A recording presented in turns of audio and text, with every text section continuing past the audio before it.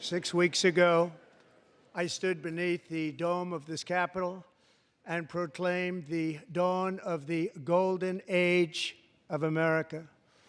From that moment on, it has been nothing but swift and unrelenting action to usher in the greatest and most successful era in the history of our country.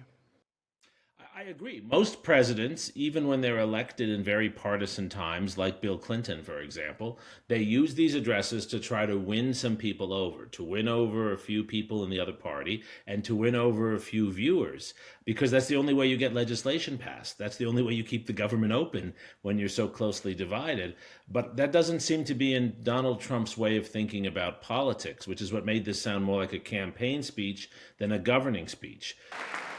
I return to this chamber tonight to report that America's momentum is back, our spirit is back, our pride is back. It's very hard to form a narrative about people going on a journey to a promised land when you're not really about a promised land, but instead responding to a series of grievances. When he says a golden age of America, his golden age sounds like it's removing things that different groups are angry about for one reason or another.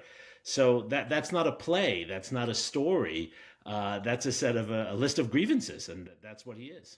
Members are engaging in willful and continuing breach of decorum, and the chair is prepared to direct the Sergeant-at-Arms to restore order to the joint session. It's become a more raucous occasion with far less decorum than historically was true of these occasions, which had a certain amount of ceremony and dignity to them.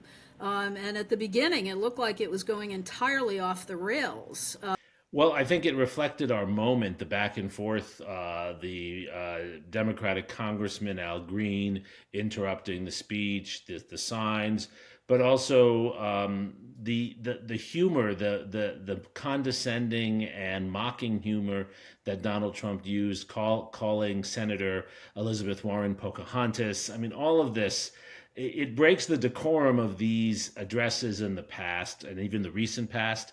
These were to be addresses where people would rise above politics for at least one night. And I don't think we have a capacity for that right now. And it's not who he is. We're joined tonight. Earlier today, I received an important letter from President Zelensky of Ukraine. The letter reads, Ukraine is ready to come to the negotiating table as soon as possible. I think the news, if there was any, was his reading the letter from Zelensky and not editorializing in a negative way about it. So that seemed to be a bit of a thaw certainly from what we've seen over the last few days since the disastrous meeting in the Oval Office. So, well, I think he is articulating a different view of national security than we have seen from Republicans in about 100 years. He's going back to an isolationist tradition, a unilateralist tradition. Isolationists were always expansionists, but they believed the United States should do it on its own and should not partner with Europe and other countries like that. And this was more of the same there. I think that's a problem for him because even many Republican voters side with Ukraine. What we're seeing, especially with regard to Ukraine, is this is having a real effect. And the shadow figure who was not mentioned in the speech is, of course, Vladimir Putin, and the concerns many people have, many members of the House and Senate have, of the president's close and, shall we say, very strange relationship with Vladimir Putin. That was not addressed. If you don't make your product in America, however, under the Trump administration, you will pay a tariff, and in some cases, a rather large one.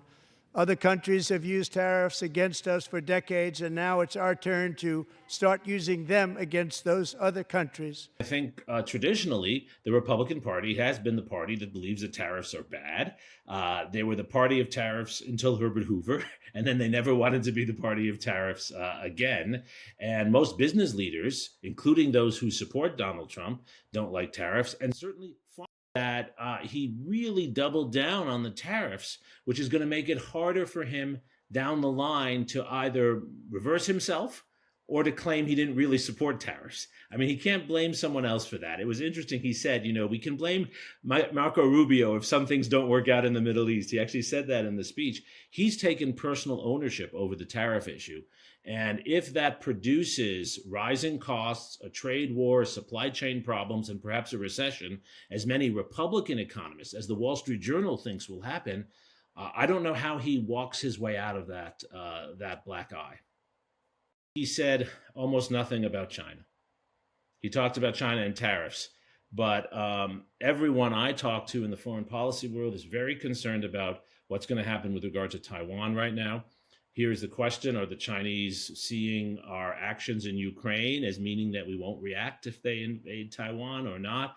And there's that is one of the issues, as you know, that actually brings Democrats and Republicans together. It was a potential unifying issue.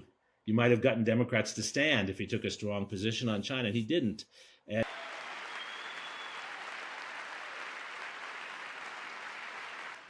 I know this group is going to be voting for the tax.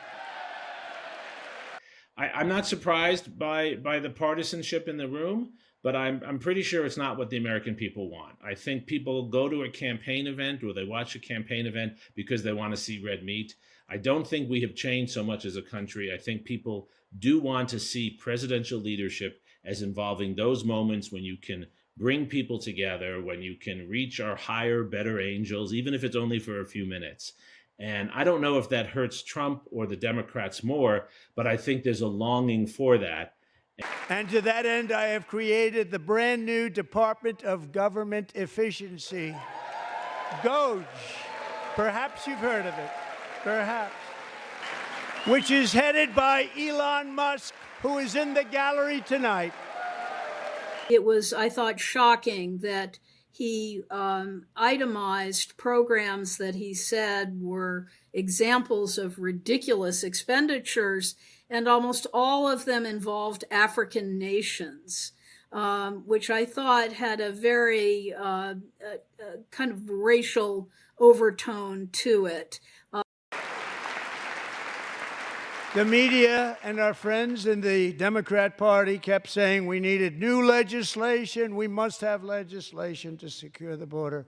But it turned out that all we really needed was a new president. I think this is the president who's putting forward an America First agenda that actually represents the interests of the American public. He called for cutting taxes, slashing regulations, things that help grow the American economy. He promised to get back to trying to balance the budget, let alone all of the things he talked about securing our borders, reducing crime. But what I would say at the end of the day is, and he made this point, he's made terror threat after terror threat that has been met by success in terms of the things he's called for. We're talking about countries that have frankly not secured the border, that have allowed drugs to come to the United States, that violate their agreements with us. A lot of these countries allow China to duck tariffs and other regulations and just ship their products through these countries into the United States. Fentanyl, of course, comes along with them.